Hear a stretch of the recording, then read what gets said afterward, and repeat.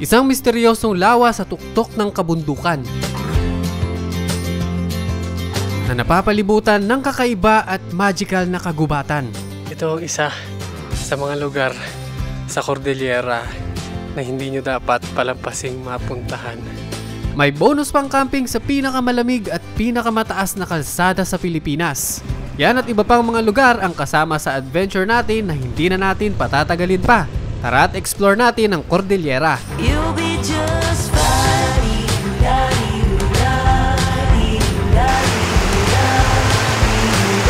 Lake Tabeo, ang isa sa mga sikat ngayon.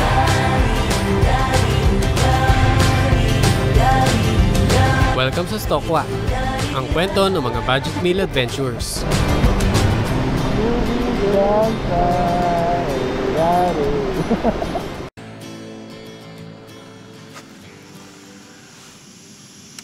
Welcome sa bago nating adventure. Salamat sa mga nagbabalik. Tayo ay nasa highest point, new highest point sa Tinok, Ifugao. At hindi kayo namamalikmata. Kami po ay dito nag-camp. Fit check tayo. Gloves. Dahil pag wala kang gloves, para ka nahawak sa yellow. Tapos meron tayong isa, dalawa, tatlo. Tapos riding jersey na sa ilalim. Dalawang pants, boots from Stitched Sole. Pag gusto nyo magpa-customize ng boots, solid dyan. Tapos dalawang medyas. Good luck. Naghahanda tayo na almusal natin ngayon dito sa ginagawang ranger station sa mismong highest point. Ranger station ayon sa mga kaibigan nating taga rito sa sa Bugias. Kasi daw kailangan ng mabantayan itong Mount Gingaw. Gingaw.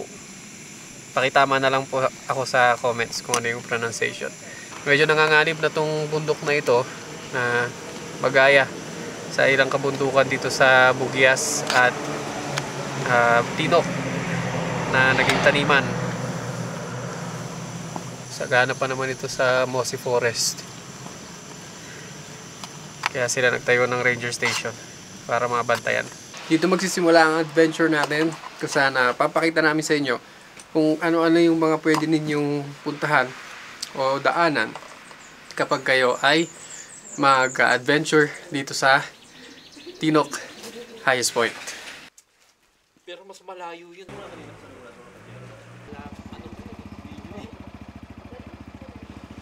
Shoutout kina sir Aerox Club Philippines. Shoutout po.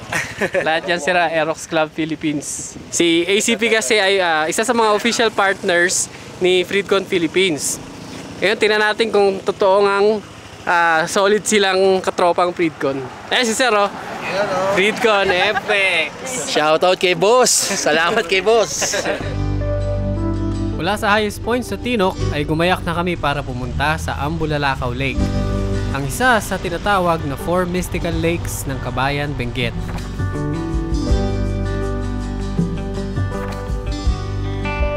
Bukod sa malamig na klima ay isa pang may enjoy mo sa bahaging ito ng Benguet ay ang mga taniman ng gulay sa bundok na kung tawagin ng mga lokal ay garden.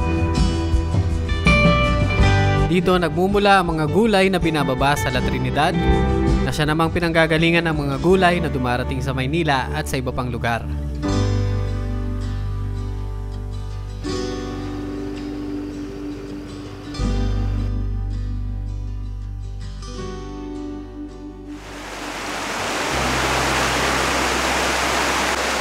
Hindi ko alam kung anong bridge ito, pero kung matapang kayo, pwede kayong magtampisaw dito.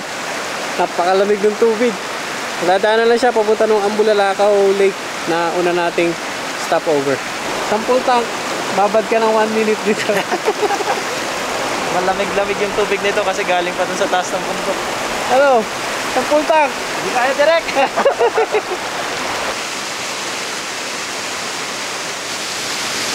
Ayan yung madalas na problema dito sa Cordillera. Yung mga kalsada, lalo na yung mga dinadaanan ng tubig, naaalon, saka nahuhukay. Pero kagandahan naman dito sa Cordillera at mapapabilib ka talaga. Pag may ganyan kaganapan, pati mga landslide, bayanihan yung mga tao.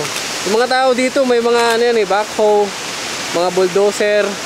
Yun yung mga ano nila dito, property, mga investment nila. Kasi nga naman, madalas yung mga kaganapang ganyan.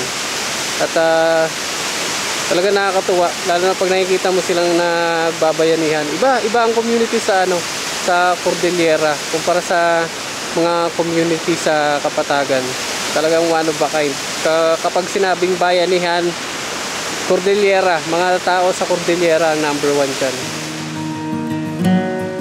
Hindi rin mapapantayan ang hospitality ng mga taga Cordillera na napatunayan ko sa marami naging kaibigan natin ng mga lokal dito.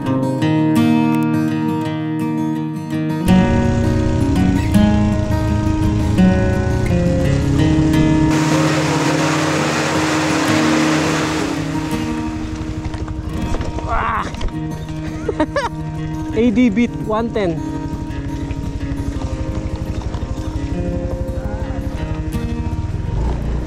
AD beat 110, let's go!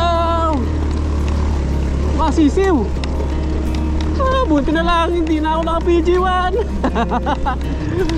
Pag kay PG1, wala na, nabitin na yun sa gitna.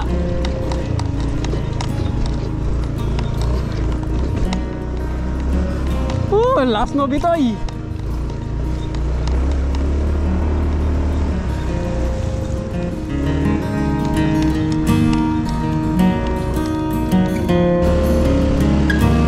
Sabi nitong dalawang kasama natin ay malapit na ang lake, ang Bulalakaw.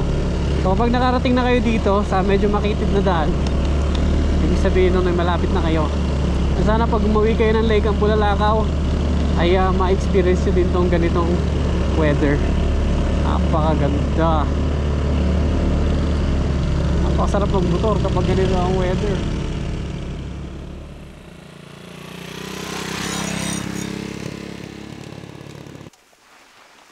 Daming lumilipad na niknik.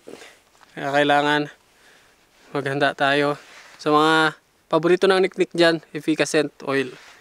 Lalo na yung mga pumupunta sa campsite na medyo malapit sa body of water, tapos medyo raw, para hindi nyo sisihin yung mga owners ng campsite kapag nagka sugat-sugat kayo sa kagat ng niknik.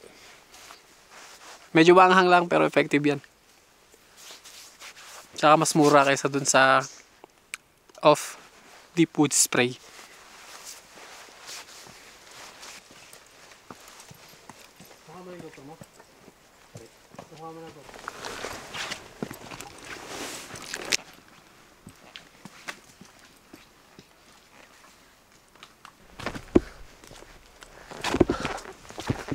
Napakaganda.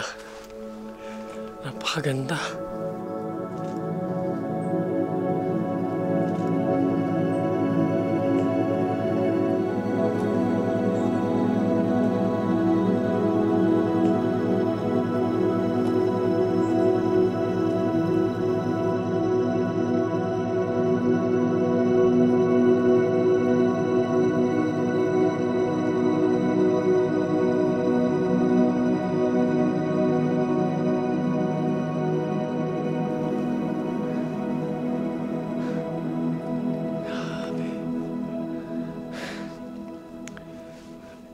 Bukod sa sobrang nakakatuwa dahil pangarap ko talaga makakita ng looban ng Mossy Forest, nakakalungkot din at the same time kasi first time ko siyang mapuntahan na hindi ko kasama yung mag-ina. Kaya medyo bittersweet yung moment. Problema kasi yung anak ko hindi sanay sa malamig. Sumasakit yung tiyan at nahihilo na susuka. So iniiwasan na namin siyang dalhin sa ganitong lugar pag ganitong panahon, ganitong season na malamig talaga. Sabi ng mga kasama natin ay malapit na yung lake, pero ayoko siyang makita doon sa main na trail. Gusto ko siyang bumungad sa akin dito sa galing dito sa looban ng Mossy Forest.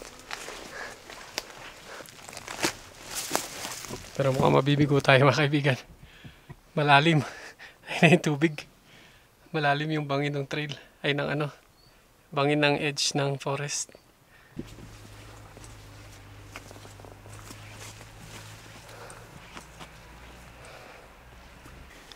Ayan na. Nakikita ko na yung lake mga kaibigan. Ang majestic. Ang Bulalakaw Lake.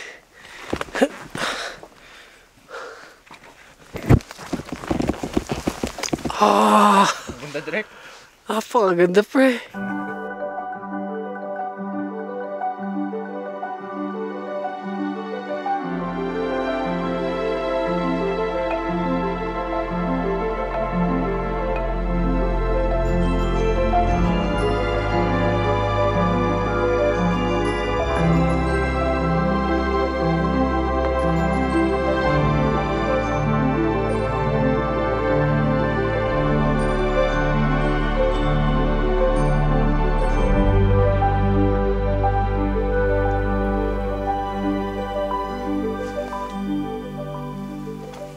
Tahimik. Walang sound ng nature. Yung madalas may insekto, may ibon. Wala.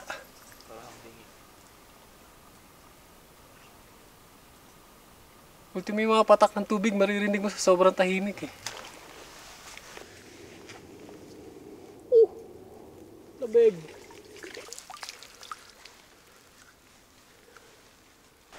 Bigla lumamig.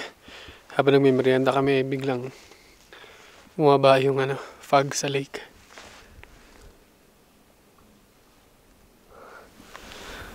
Napakaganda. Meron pa palang mas dito. Mas rich na mossy forest.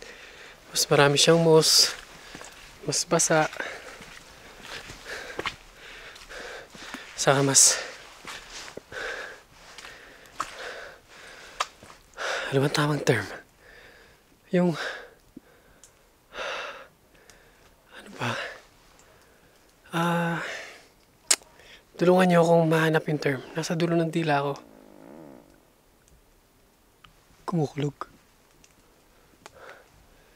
Mas siya? Mas yung parang fantasy. Yung parang out of this world. Yung malayo sa katotohanan. Ano bang term para doon? Siya nga pala, may mga nanonood sa atin na kotse naman ang gamit. So, kung magtataka kayo, yes, pwede po ang kotse hanggang dito. Kayang-kaya. Kahit sedan. Grabe talaga. Kung may niligawan ka, pre, dali mo dito. Ewan ko lang kung hindi pa magpakasal sa yun. Meron ako na-discover mga kaibigan. Hindi pala ulan ang nag-feed doon sa lake. Kundi, bukal din. Ayun o. Sabi kasi ni biyahero wala daw running water na pumapasok sa lake. Meron pala.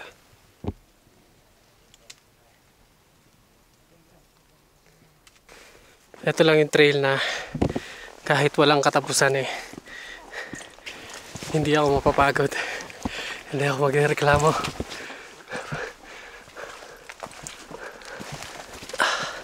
Mukhang end na ng trail ito.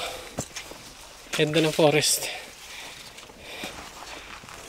Yun. So mukhang hanggang dito na lang yung ating Bulalakaw tour. Habulin ko lang hininga ko. Punta na tayo sa ating next stop, which is Lake Tabeo. Ang isa sa mga sikat ngayon na campsite dito sa Cordillera. Sikat ngayon sa camping community ang Lake Tabeo, lalo na sa mga may budget dahil medyo malaki ang babayaran mo kapag mag-camp ka dito. Kinumpirma ito ni Sir Jemerson, ang anak ng isa sa mga nagmamay-ari ng lupa sa paligid ng Lake Tabeo. 650 ata or 600. 650. Yun ay per head. Oo na sir. Nasingil nila sa registration. DNR, LGU, barangay, ganun sir. So medyo pang alta po ang ang singil ng LGU. Well, siguro sa pag-maintain na rin siguro ng lugar. Pero kila Sir Jemerson, 150 per head lang. Plus yung sasakyan. At merong wifi. Yun ang maganda. Kanina, may nagpa-wifi kay Sir. Starlink. Starlink. Kahit saan yan, Sir, pumesto, abot yung ano. Oo, sir. Kahit doon po, nakikita pa rin. Ayos. Hindi kayo madi-disconnect sa mga ayaw mawalay sa kanilang mga cellphone. Pwede rin kayong siguro magtrabaho dito kung medyo hindi naman kalakasan yung kailangan nyo sa trabaho. Nakita ko kasing tanim. Natuyo yung mga dahon ng repolyo. Sa sir. yan, Sir? Andap? Gawa po yan ng andap, sir. Maka-harvest pa yan? Pwede, sir. Pero pag patuloy-tuloy yung andap, sir, nasisira yung tanim, sir. Tuloy na mamatay yung ano. Opo, sir. Gaya nung patatas, sir, nangitim na yung dahon, sir. Hindi na yan lalaki. Oo, sir. May bunga yan, sir, pero maliliit na, sir. Pero ano na siya, hindi na siya lalaki pa. Hindi na, sir. Wala na talaga. Yun ang problema pala sa andap. Tayong mga taga-Patag, excited sa andap. Yung pala, nagkukos ng problem sa mga magsasaka dito sa Cordillera. Hindi rin pala siya maganda.